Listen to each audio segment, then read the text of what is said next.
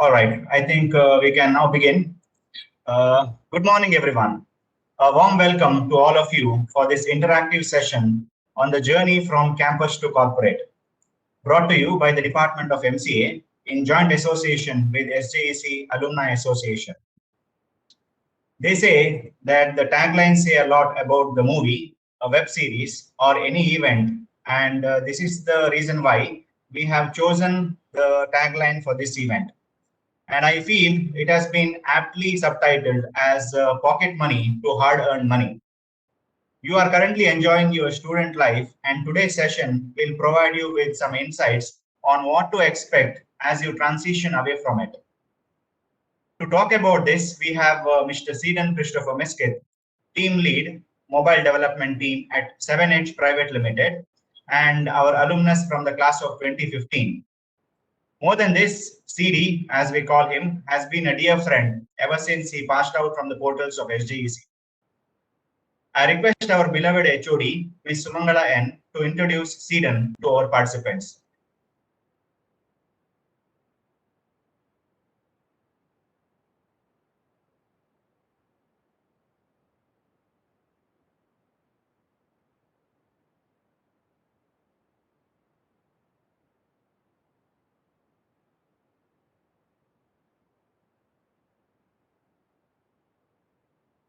Today is Mr. Seaton Miskith, our alumni from the class of 2015.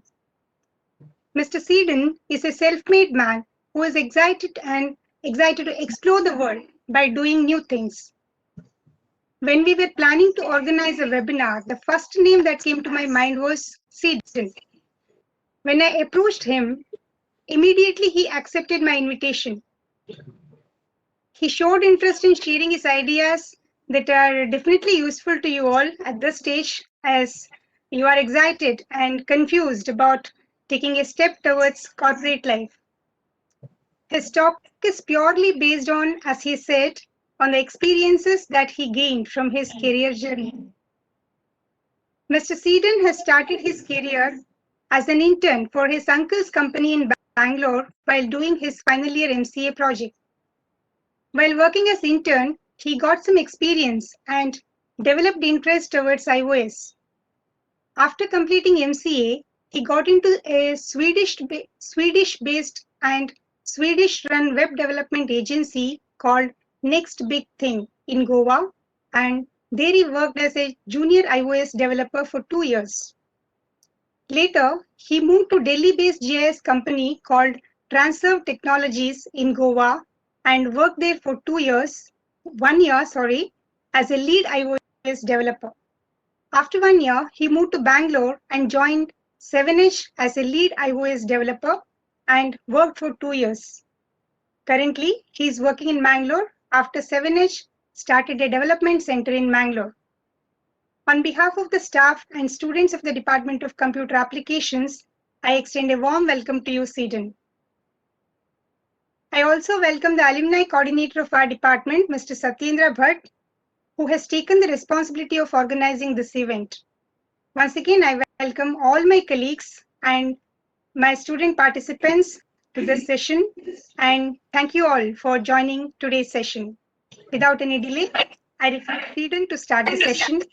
Over to you, Seaton.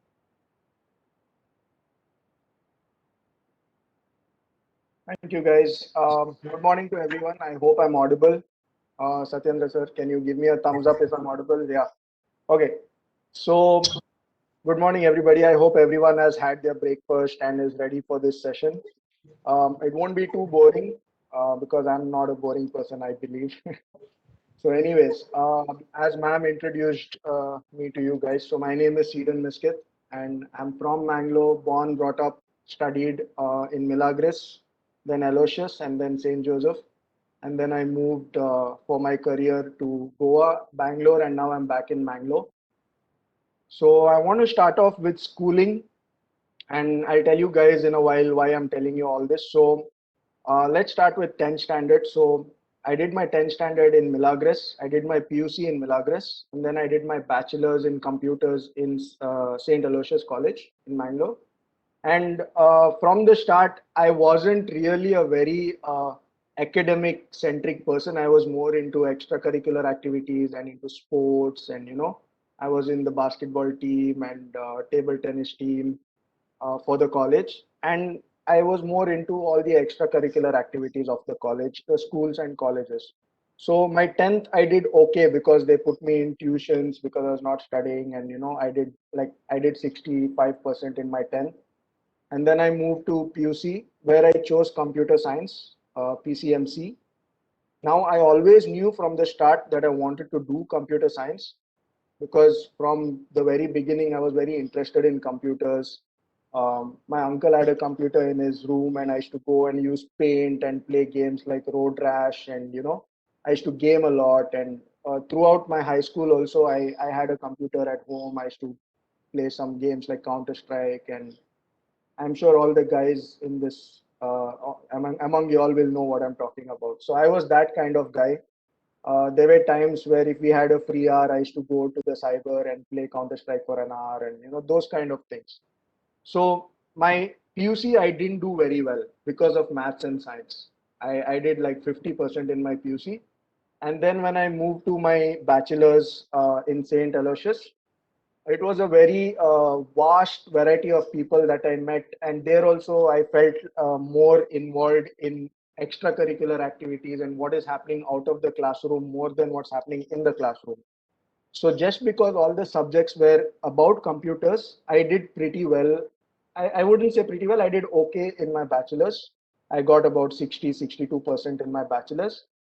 And then when I came to St. Joseph for my MCA, I had this thought in my mind that this is probably the last course or the last time that I'll be a student and the last time that I'll be studying.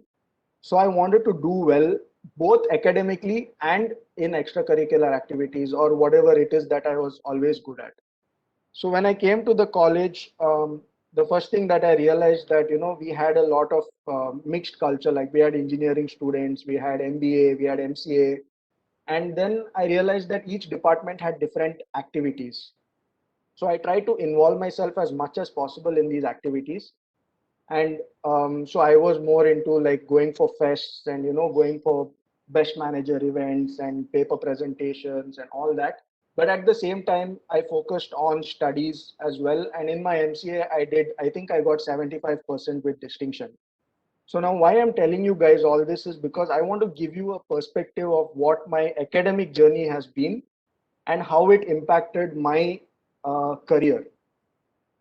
So when I did bad in my PUC, at that time in my mind, I was more like, like, I don't really care about studies. And, I didn't really care at that time. I didn't think about it.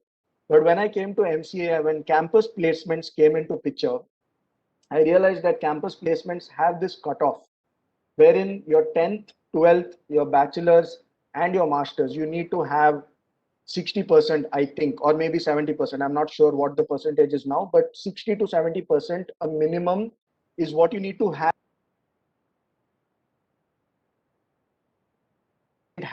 because I did 50% in my PUC. So now I know majority of you would have this criteria and majority of you will be able to go for campus placement. So when you go for campus placement and get a job through campus placement, your career path is slightly different. You get the proper training from day one through the company's program where they have this training program where you'll be in training for 3 months, 6 months, and so on. They'll give you hands-on experience and teach you the job when you get into the company because they are investing a lot in you. But then there might be among y'all, there might be some of y'all who probably didn't do well in 10th or didn't do well in PUC, and you can't go back and change this right now. So you can, and you should not be disheartened that, oh, I didn't get into campus placement, so I'll never find a job. So there are many other things that you can do, and you can find a job in your field. So the two main differences that I see is when you get into campus placement, you have like seniors or people who have been in the field for X amount of time guiding you, and they'll show you the way, and you will find your career path through that. But then there are some of y'all who will not have that guidance. You will be on your own, and you will have to find your way, find your company, and it could be at times very difficult to figure out. It took me a while because nobody gave me this kind of talk, and it took me a while to figure out how things work in the corporate life, and how you can better yourself and keep improving. So in general, now I will speak to both of these group of people who will get campus placed and people who need to find their way. So ultimately, we will all be developers. We will all be doing some sort of job related to development, or maybe testing, or maybe it could be anything in the computer field. So what do you have to expect in the work environment? So now the things that I told you all about,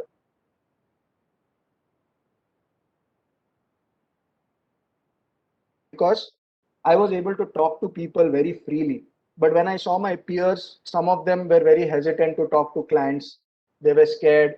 They felt like they would say something wrong, and they should not talk to people. So what happens when you talk openly and when you don't talk openly? When you talk openly, people realize that you're a team player and that you are contributing to the company, and you're not just there for your salary. You're there as a team player to contribute your knowledge, to learn something, and also contribute something. And also, if you don't talk, people will not involve you much in the workings of the company and in the project. They won't take your ideas, they won't take your inputs. So it hinders your time that it takes to grow within the company.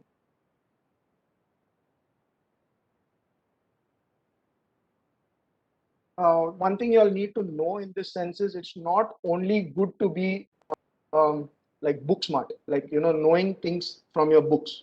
You also need to be street smart. You need to know how to, once you get out of college, how to talk to people, how to face an interview, how to prepare your resume, so that when an interviewer sees it, it doesn't look boring and he just uh, overlooks your resume. So these kind of things you guys can research. You can find so many videos on YouTube on how to make a resume, or how to structure it, and what to put, what not to put. So you guys can explore that. But yeah, so once you get into a company, let's say whether it's campus placed or you find your job somehow, if you're campus placed, you will be put into a domain, or you will be given a particular platform to work on. So you might be hired as a backend developer, front end developer, mobile developer, or whatever it is. But when you are getting your own job, you have the power to select your domain. So this is where I feel this group of people have a different advantage, that you can choose what you want to do. But the disadvantage also is that you might just pick something. Like you might not be like, okay, I want to do, let's say, Android development. You might just get into Android development because your friend is an Android developer, or your friends are doing Android. And then 1 year down the line, you'll realize that you're not good at it, or you don't understand it, or you want to change.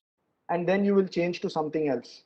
And then you'll spend 1 year on that, and then you'll realize that's not good. You'll change to something else. So what happens here is you're wasting those 1 year of your life on each domain. Instead, I would say explore whatever you all want to try now when you're a student. Like maybe have 1 week of time for one thing, like maybe do 1 week of Android, 1 week of iOS, 1 week of backend, 1 week of front end, and see which one you guys like. And then look for a job in that domain and stick to your domain, because the more experience you have in your domain, the more value you'll have in the market tomorrow. So if you have, like, let's say 1 year of Android, 1 year of iOS, 1 year of React Native, tomorrow they might say we want a 3 year experienced iOS developer.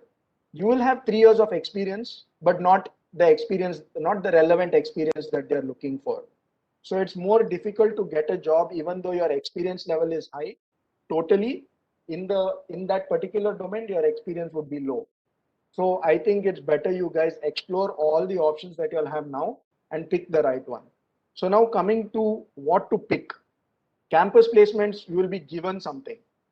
The company will tell you what to do, they will train you, they will teach you, they will nurture you and bring you up. But when you're learning on your own, you have to find things, and you have to figure out how Android works, or how iOS works, or how React Native works. So I'm a mobile developer, and my go-to place is Stack Overflow and GitHub. So I don't know if everyone knows what this is, but this is what you all should know as a student going into companies. So I'll just share my screen now to show you all what I'm talking about. So if you guys can see, this is my Stack Overflow page. So Stack Overflow is a platform where people in the development community will post questions that they want answers for. So you have like questions like this, which keep coming up, and you can filter over here based on what domain you're looking for. So I'm more into mobile development. So mine are mostly Swift and iOS and Android and Google, all those kind of tags. You can filter according to your domain, and you can contribute by finding the questions here in your free time, obviously, and then answering those questions. So a question will look something like this, wherein this person wants to know how to connect to an IB outlet, which is something related to iOS. And he has posted his question in detail with some code over here. And then some people will answer. So multiple people can answer, and it's the person's responsibility who has posted the question to mark the right answer. So this guy has posted something, and then I have posted something here. So still it's not marked as the right answer, but then we have had some chat here, and he was probably able to or not able to solve the problem. So this is what Stack Overflow is. At the same time, this is where you would go to find your problem. So if you guys want to know like how to add a button in iOS, so first thing you will see is like one of the first tags you will see is Stack Overflow, or if you don't see it, yeah, so see here how to create a button programmatically, and then you'll see a question that somebody posted, and then you can see the answers, and then you can just look at this code for reference, and you can start working on that. So you don't have to go through the entire documentation that Apple has provided on how to, you don't have to study as such. You can learn in increments and specifically to the topic that you're looking for using Stack Overflow. But again, don't do the blind copy paste. Copy paste if you have to, but understand what you're doing and then get into it. And then you have something known as GitHub. So GitHub is where people post stuff like small codes that they are working on, or different kind of, this is where you can store all your code. So I have some of my codes kept here. So if there is like, let's say you figure out some solution for something and it's not available online, or you posted the question and somebody answered and there are other people looking for this answer, you can post all of that in GitHub, and then people can follow you. And even if you have, let's say you created a library to do something, you can post that library here and people can download it, and they can use this to enhance their code or their project, and they can give you credit saying that, okay, I took this code from Seedon's repository and I give him credit for this, or and that could eventually grow into something big. It could become a product, it could become anything. Like there's potential from there because other people can contribute to your code here. So let's say a friend of mine sees my code and he says that, hey man, really nice work that you have done there, but I think I can make it better and I can add a few more things to it. So I can just give him access to my code, and then he can add stuff to it, and then it'll become something better, and then more people can contribute. And then there are libraries like let's say uh, Google Maps for iOS. So you have like can look it up on GitHub. Yeah, and then you will find the GitHub page for Google Maps. So this is what it looks like. So this is their library, and they'll have like explanations on how to implement this and how to work on it. There'll be full documentation here, and then you can take it from here. And if you see here, these are the contributors. So one person would have started it, and 11 of these people have decided to contribute to it. So that's how you can start and become part of the community. And this helps a lot because it's important to not only take from the community, but also to give back, because tomorrow you might start working on the next best technology that's out there, wherein there's no much information on the internet about it.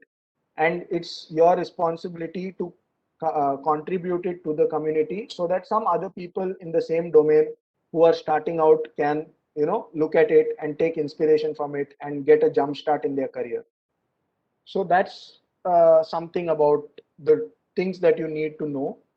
Other apart from that, you guys should like be very up to date on your particular domain. So probably follow people on YouTube, on Twitter or Instagram or wherever it is in your particular domain. So you can also, like, if you're a mobile developer, then you should be up to date on what version of Android, what version of iOS was released. If you're like probably a backend developer, you should know what version of Node is out now, and you should always be up to date, because you'll be building projects which people will be using on up to date machines. They'll keep buying new machines, and your product is supposed to work on these machines.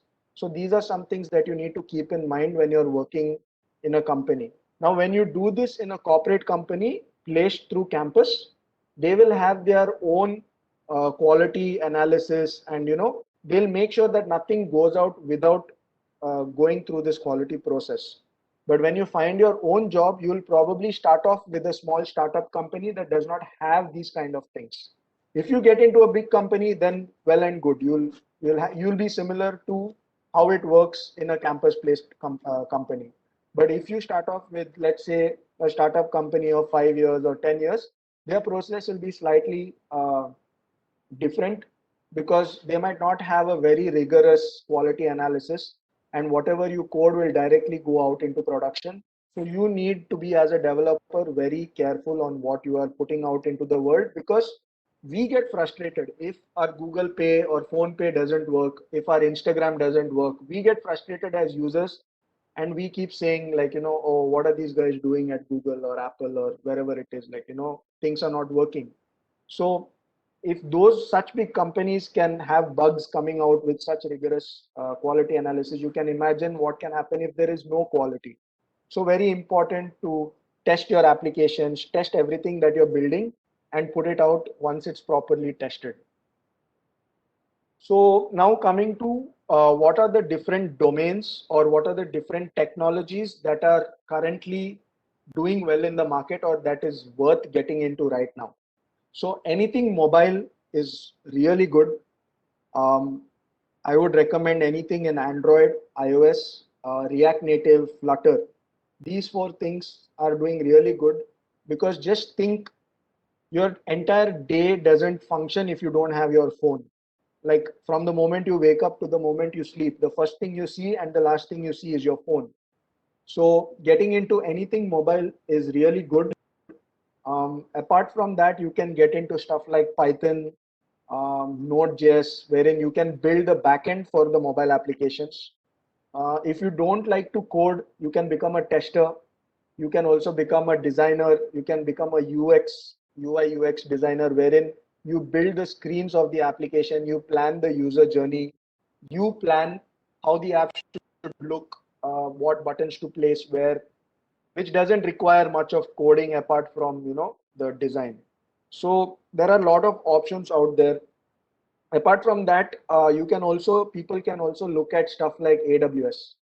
So Amazon has come out with AWS cloud practices, wherein you have something known as serverless architecture, where you don't have to buy a server and run your code there. You can ask Amazon to host your server, and you can, on the go, you can increase your server.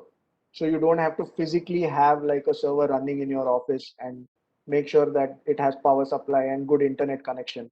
You can just take Amazon and take a plan from Amazon, and you can have. So that helps in beginners also. Like, let's say you guys want to build an app for your project and you don't have a backend.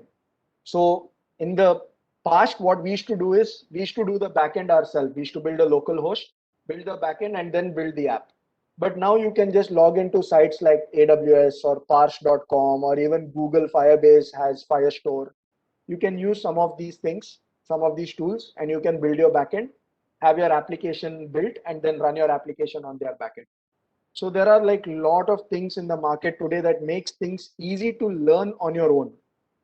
But again, it's a complete different experience learning from somebody, and complete difference learning on your own. When you learn from somebody, you get their knowledge and their experience at first. You don't have to learn things from scratch. They will tell you, okay, look at this, and they will guide you and they will teach you.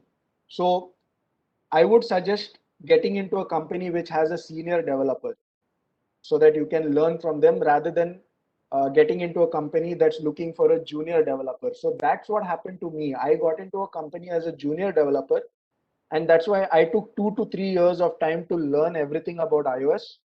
And then, after that, after 3 years is when I picked up the pace and started learning properly, because when I moved to different companies, I started working with other developers, and then my learning curve was much faster. So I would recommend working in a company which has senior developers in the domain that you're working for. So let's say you guys decide to go for React Native, look for a company that has React Native already and that has maybe a developer who's 2 3 years of experience, so that when you go on the job, you can pick up the things that he has already learned. So I think that way it gives you more weightage and it speeds up your career learning process. And one thing to remember is as you work, learning never ends, especially in the technology field. Every day there is new updates to software, there are new devices coming out. So you have to keep learning, keep up to date. And the moment you stop learning or the moment you switch your domain, there's someone else younger to you that's going to overtake you. So it's very important to remember to keep learning and keep growing, because there's always somebody who's passing out the next year who will learn more than you, who will know more than you if you stop learning. So make sure that you'll keep learning and don't stop learning. And then once you guys do that, once this is done, you guys will start earning money. So now let's come to the salary part of things. So how do you how do you know how much you need to get paid after 2 or 3 years in your career? So once you have acquired the knowledge, once you're an expert in your domain, for that particular domain, let's say for an Android developer or a mobile developer in general, if you have 3 years of experience, then your salary should be so much. So when you go to a company, you should learn how to negotiate and speak to the HR or whoever it is, and you should prove why you deserve this particular salary. Prove it with your skill set, show them the work you have done in the past, and tell them that this is what you deserve. Don't expect to get a salary like a high salary because you have 3 years of experience when you have not put in the effort, or when you're not a team player, or when you have not contributed enough. So always evaluate your work and your salary accordingly. And then once you get paid, how to spend your money. So I would recommend investing from the beginning. Nobody will tell you about investments. So when I was starting off, my mom actually forced me to start some sort of investment. So I started off with a recurring deposit of 1,000 rupees every month. And then you will be amazed of like how much that money will become in the future. Like you just need to invest, and it should be long term. Don't invest for 1 year and then take out the money and buy a bike. Buy a bike, you can take an EMI, buy a bike, whatever it is, but I would recommend 10% of your monthly salary you should invest for long term. So you can the most beneficial thing to invest for long term is stuff like SIP or mutual funds, or PPF, wherein you'll get tax benefits, as well as there is stuff like compound interest, wherein you get your money starts making money, wherein if you keep your money as it is, it'll just keep growing 2 times, 3 times the value in the long run, obviously 15 years, 20 years down the line. So do this from the beginning so that you'll have this thing where your money starts making money. Then there are other options like passive income. So there are like endless options to choose from. You can have a YouTube channel. So if you're like, let's say a developer, like let's say for me now, if I decide to have a YouTube channel and I just make videos and post about the apps that I work on and stuff that I build every day, I can get some passive income from YouTube. But obviously I work on like very enterprise level apps which I can't share code about. So, and also I'm not really committed to making YouTube videos. But if that's someone, if you're interested in photography and if you're interested in making videos, you can explore that option. There are so many other things that you can do in terms of passive income, wherein you don't do anything, you just establish it and then it starts making money like on its own. There's another thing which I wanted to touch upon is the blockchain. So the blockchain is the most trending or upcoming technology right now in the industry, and there is good scope for any of y'all who are interested in becoming blockchain developers. So you can also invest in cryptocurrencies like I don't know if any one of you all follow it, but Bitcoin and Dogecoin and so many things have come up in the market now. But caution, do not invest your hard-earned money and your life savings on it. Invest some money that you don't expect to get back because it's a volatile market. It may or may not grow, but it has the potential to revolutionizing our currency system. And India obviously has so many issues with the Bitcoin and cryptocurrency, so they keep banning it, they keep unbanning it, and so many things. But eventually, I personally feel that cryptocurrencies have a good potential in the future. So let's say today you invest 5,000 rupees in a year on some Bitcoin or some kind of cryptocurrency. Tomorrow, if that goes up, that money will be multiplied 10 times, 100 times, maybe even 500 times. So it doesn't hurt as a developer, as someone in the technology field, to be a part of this community, invest some money in cryptocurrency just in case it becomes the future currency. So that's one more thing that I would like to talk about. And then, yeah, like I said, try to stay relevant in your field. If you're a mobile developer, whenever a new technology releases, let's say you're a Android developer, when the next version of Android 11 or Android 12 releases, you should be able to build apps for that, or the existing apps that you are building should work on that seamlessly. So make sure that you take beta previews and download the beta release of that particular software and work on that. Stay relevant.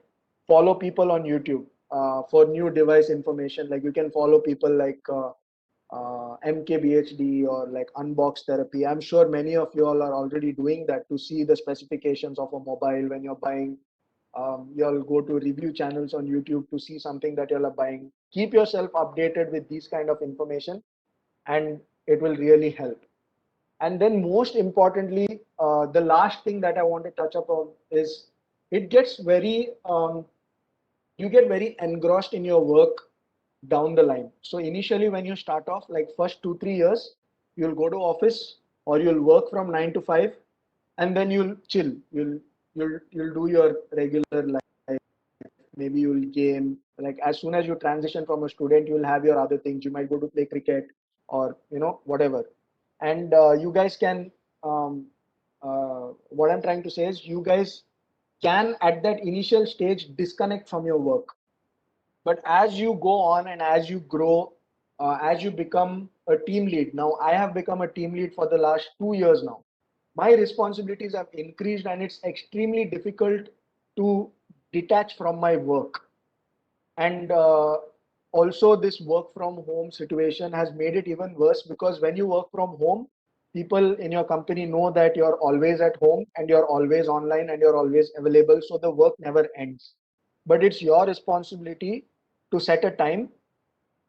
Maybe in the morning do some exercise, light exercise. You don't have to be if you can do extreme exercise like going to the gym and working out, nothing like it, do it. But if not, do some light exercise, go for a walk, go for a cycle ride, go for a run, listen to some music. Try to disconnect from your work and engage your mind in something else, something more relaxing. Maybe on the weekends you can go to the beach or something like that. Disconnect. And the most important at the end of the day is family time. Spend time with your family, and watch a movie together, eat food together, talk to them, speak to them. Because what I have noticed in my life is for the past 1 year, I have been extremely detached from my family because of my work. I just sit in my room and I'll be working, and there's so much work to finish. And now I have made it a point from the past 2 3 months that every morning I live very close to my parents, so I go visit my parents every morning. And then in the evening, every day, like me and my wife, we go for a walk or we'll go to the terrace. We do some kind of outdoor activity just to get out of this work environment, because it's very important for your health, your mental health and your physical health, which as you grow older will get deteriorating if you continue this process. So it's very important to detach from that work environment. And yeah, so that's pretty much like everything that I wanted to cover. I hope it was not too boring of a session, and I didn't elaborate on everything. I just gave you all information that you all need to know. I hope you all can take this and use it positively in your career. There is never a situation, or there is never a student. Don't ever think that I did bad, I'll not get a job, or I'm not good at speaking to people, I won't get a job. There is always a job for everyone, and it is your responsibility to pick your domain and get into it and then perform. You need to put in hard work. Without hard work, there is no benefit. You will not gain anything without hard work.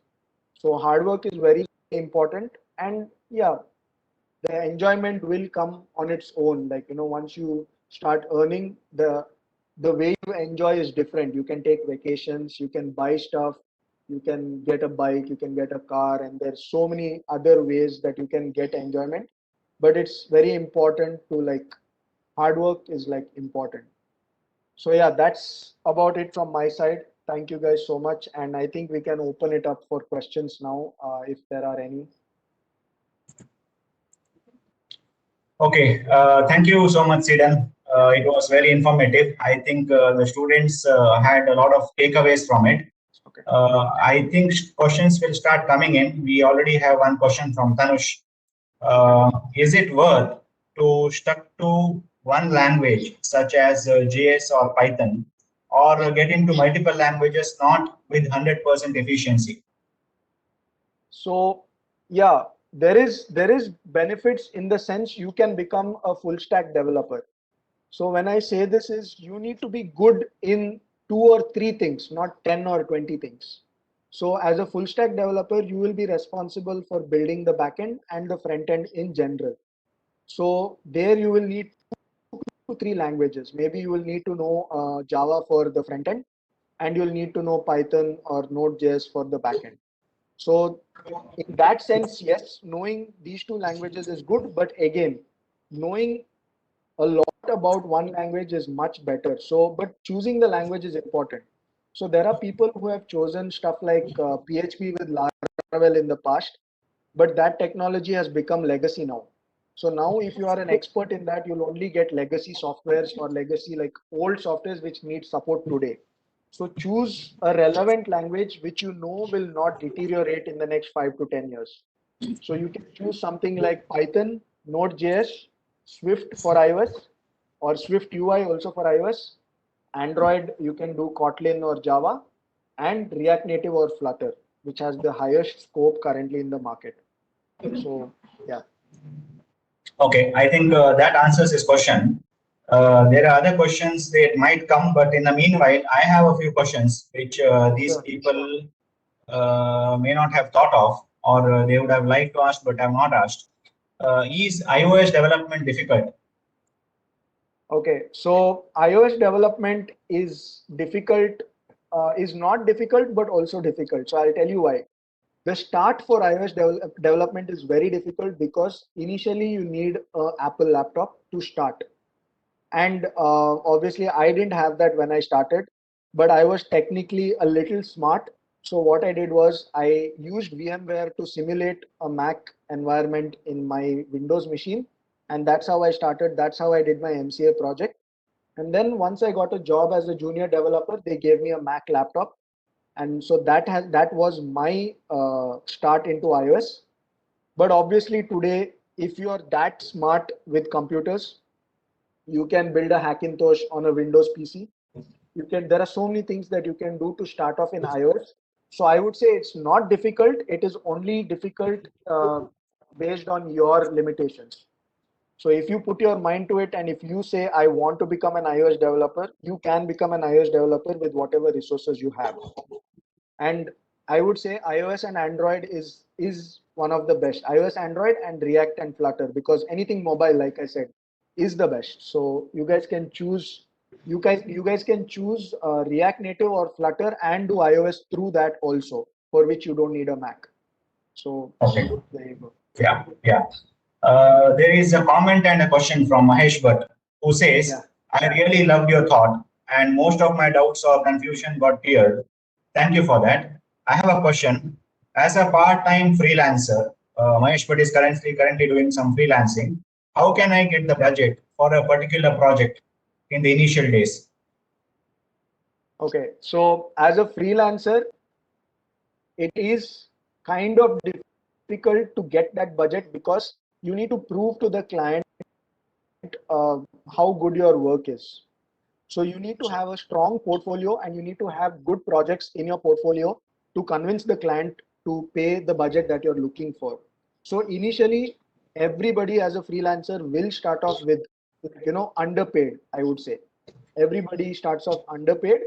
And then as you build projects and as you take in projects, make sure that you take projects that have high value, like, good projects that tomorrow will, when you show it to another person, they'll see that, okay, he built this project, like, I can trust him that he'll do a good job on my work.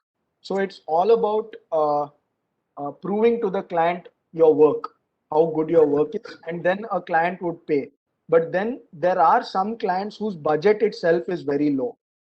So I would say don't, initial days, it's fine. You are starting out, you will not get projects so easily. So taking what you get becomes very important. But once you gain that, once you reach that level, don't lower your level by taking a project just to make a quick buck. Stick to your standard and status, and tell them that this is the reason why I charge so much. Show them that there is a lot of work involved, because people from the outside, when they see a mobile app, they'll say, oh, it's just a button, it's just a screen. But they don't know how much work goes into adding that button there. And when you click that button, all the stuff that happens in the background connecting to the server, they don't see all these things. So they cannot estimate or judge how much it could cost or how much time and effort goes into making these kind of applications. So you need to educate them and tell them that this is the reason, this is why I'm going to take so much time to build it, for which I need to be paid so much. That's how you get your budget. Now, one more question from Manisha, who is asking how to work on aptitudes. Do you have any tip on it? Aptitude preparation. Okay, so this is my opinion and my perspective. I most probably am extremely wrong, or I could be wrong, but I think that an aptitude test depends on the knowledge that you already have. You can't last minute study for an aptitude test and expect to do well. So aptitude tests have questions like mathematic questions, and your brain just needs to function in that way to do well on an aptitude test. So in my case, I would say you can prepare for an aptitude test. You can solve some question papers, like previous year's question papers. You can take, solve it, and you can brush up or you can improve on your skill. But you can't really expect to do extremely well in an aptitude test just by studying. So in my opinion, it is, you either have it or you don't. So that's what I have to say, but I could be wrong. That's just my perspective. So I have never been good at aptitude tests. I've always done bad. But there was one test which I did really well, which was the entrance exam for my MCA. I didn't study at all. Everyone around me was studying with some book. I didn't even know what book they had.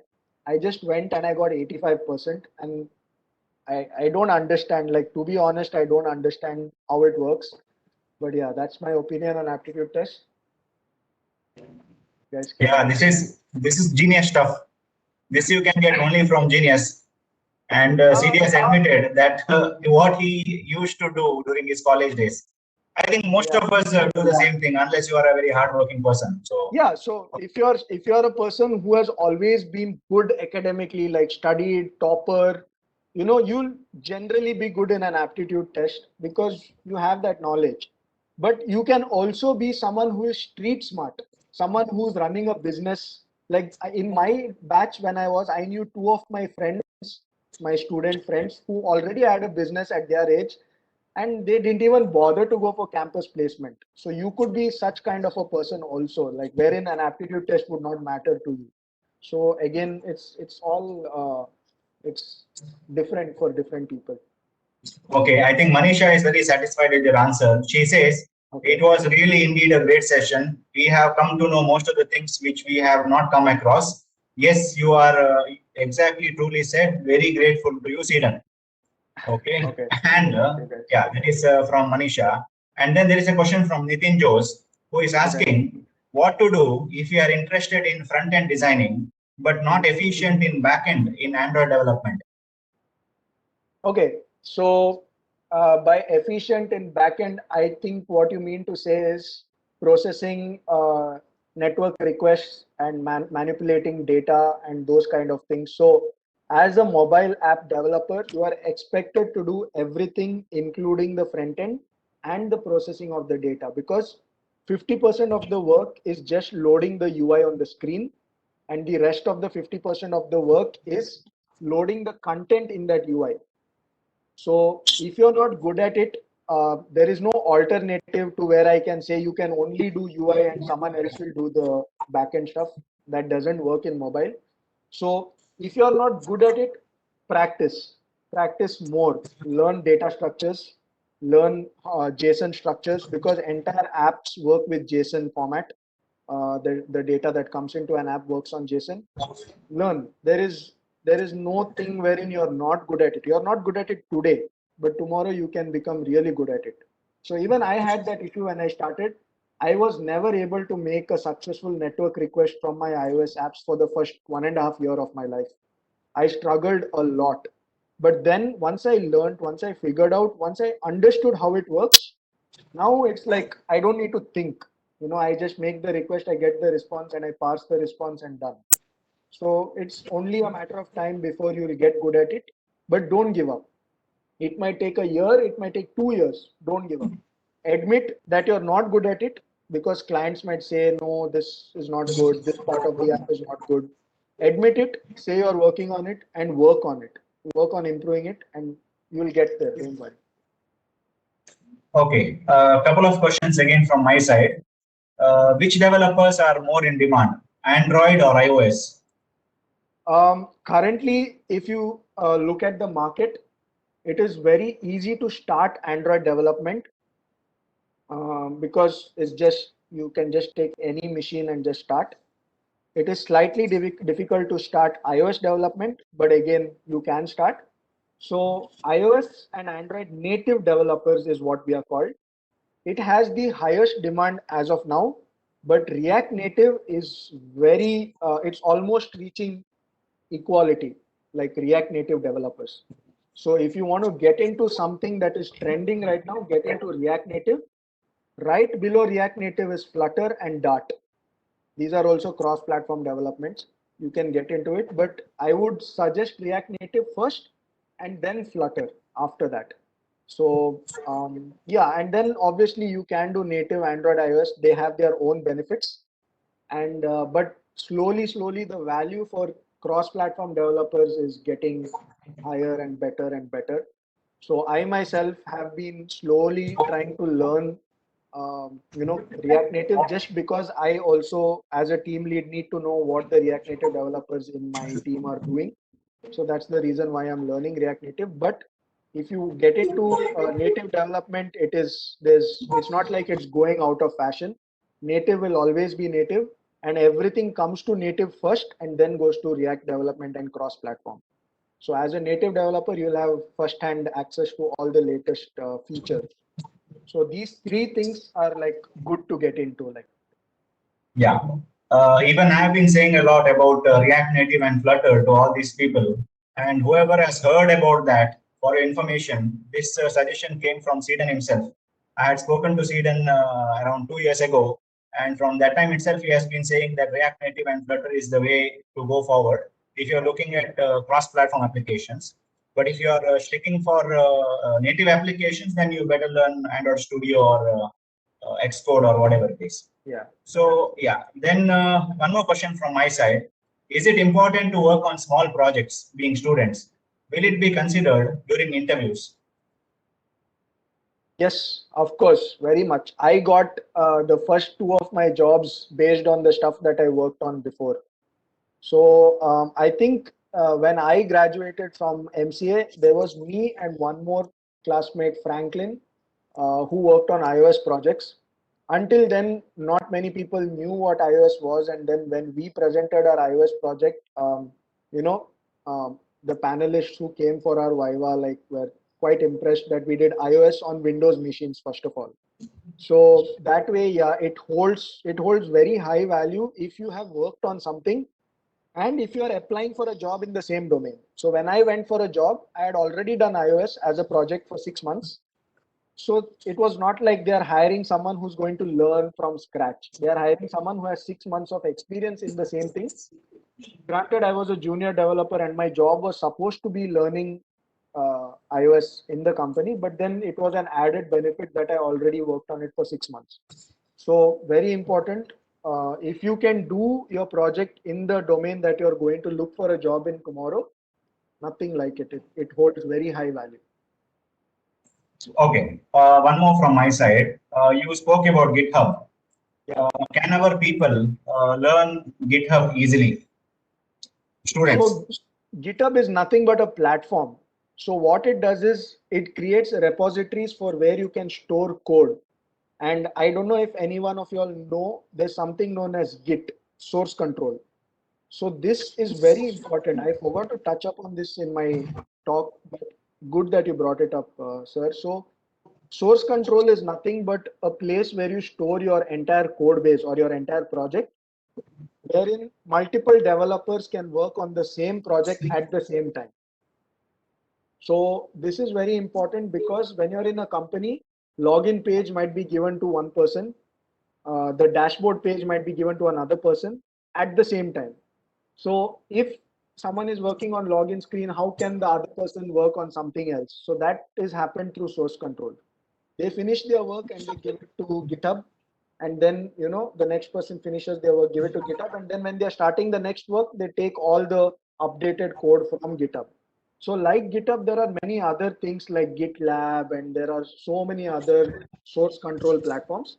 But I showed GitHub as a place where you can store your code, contribute to the community. So let's say I build a new function that can take in a RGB value and convert it to an actual color in iOS. So obviously there are many functions like that, but let's say there wasn't a function ever like this and I built the first one. And when I put it on GitHub, other developers can find it and tomorrow they can directly use my function to convert an RGB value to a color.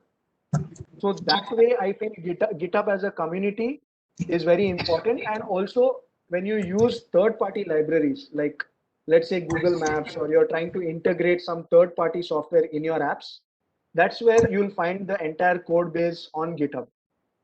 So you'll find their documentation and their code base from there, and you can download it from there and you can add it to your project. So there's nothing to learn as such. It's like Facebook. First time when you log into Facebook, you don't know how to post a picture, you don't know how to comment, you don't know how to like, but then you understand it, and then so that's how it is. It's just a community, but for developers, and the content that you're posting is code. Okay, that was good. Now Manisha again has come back with plenty of questions. She has 5 questions for you, back to back. Okay. The first of them is, how did you just start working on your practical stuff? Did you find it difficult to work on it in the initial phase? So I say for me, I have always been on a computer for my whole life. Like I think I was in 6th standard or 7th standard when my uncle got his computer, and I used to just want to go to his house and sit on his computer and play games and do paint and all these kind of things. And then when my dad saw the interest in it, he bought a very cheap used Pentium 3.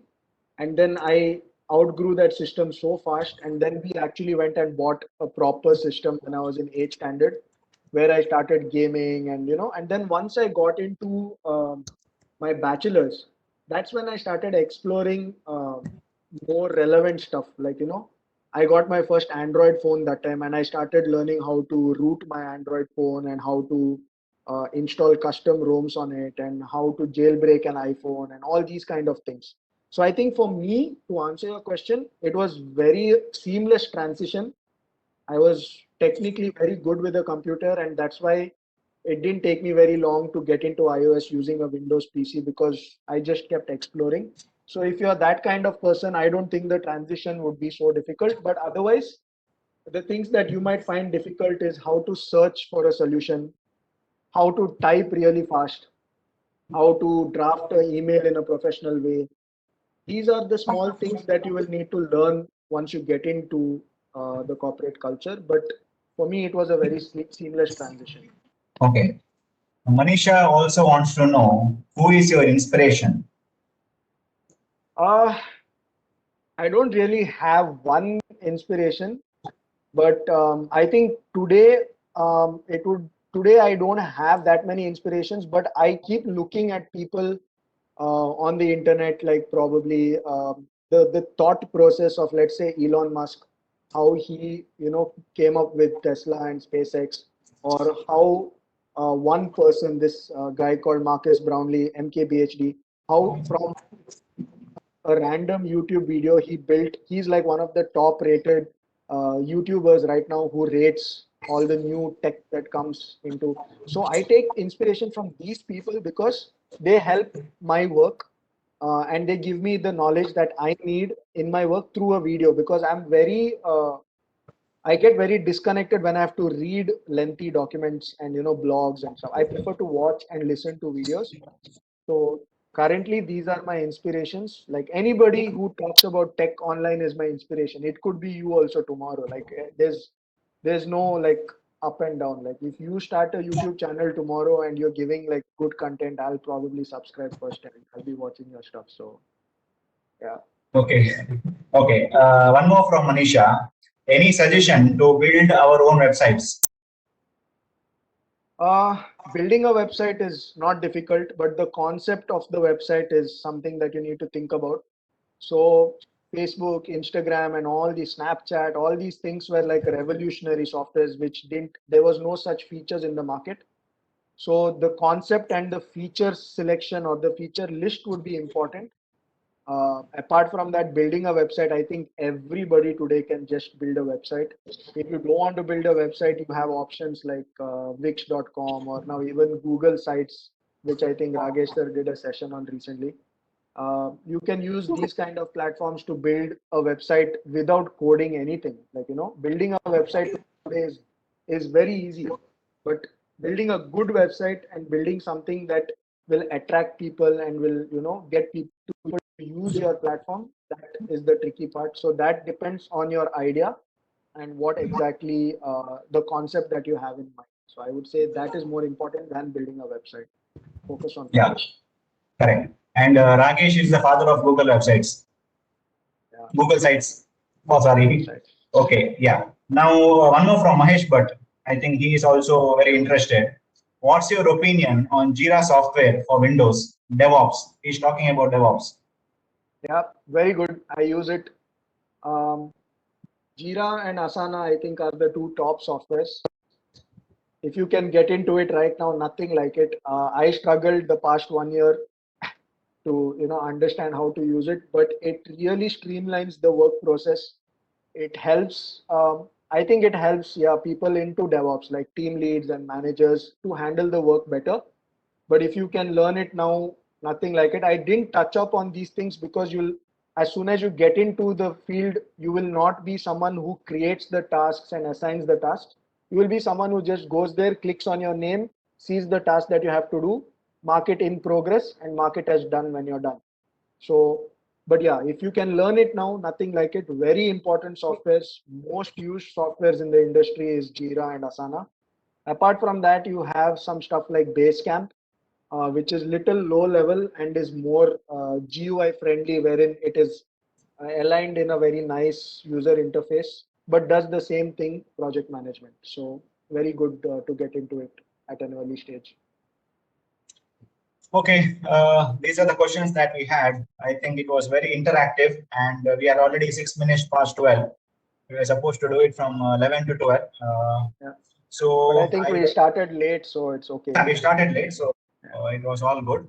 I think we can now come to the close of the session, and I don't think if there are any questions, I think you can ask Seedon directly. Maybe if Seedon can share his contact details, or they can route it to me and I can ask you. Yeah, I think if you guys can just look up for me on Instagram or Facebook. You can send me a message there if there's anything. All the previous juniors have added me because I used to come to college and I used to meet them. So they have added me. You can add me as a friend and ask me anything there. But also you can ask Satyendra sir for my number, and you can just send me a WhatsApp message. I would prefer messages than calls because I'm always like working, so I can't answer calls. But if you message me, I have WhatsApp on my system, so I can just switch tabs and send you a reply. So I would respond more on a WhatsApp message. But yeah, just reach out to me if you guys need anything, and I'll help you guys out as much as I can. Yeah. Okay. Instagram ID. Someone's asking Instagram ID. Just look for Seedon Miskit. There's only one. I don't think there are anybody else. So you can just look for Seedon Miskit and you'll find me on Facebook and Instagram. Yeah, I will share it with them. They need not worry about it. Yeah. For the information of all the participants who are here, the feedback link has been posted in the chat. You can go to that link and give your feedback about the session. And now I think we can wind off the session. I'm sure all our students had a good time listening to and interacting with Seedon. On behalf of the entire organizing team, I would like to thank you, Seedon, for readily accepting our invite to interact with our students and give them some useful life lessons. Seedon, you have always been there for us, and it has been a pleasure to listen to you again. And you seldom disappoint us. Thank you once again. Thank you, guys. Yeah. I'm sure he will be more than happy to assist our department and students in future too. Yeah. Yeah. And I would also like to thank all the participants for joining in and taking an active part in the discussions. Until we meet next time, stay home and stay safe. Stay safe. Yeah. Yeah. And Santosh is saying, thank you, sir. Seedon, bro. Nice. Okay. I think we can now close the session. Yeah. Yeah. Thank you so much. Yeah. Have a nice day, all of you. Yeah. Bye-bye. See you all. Bye.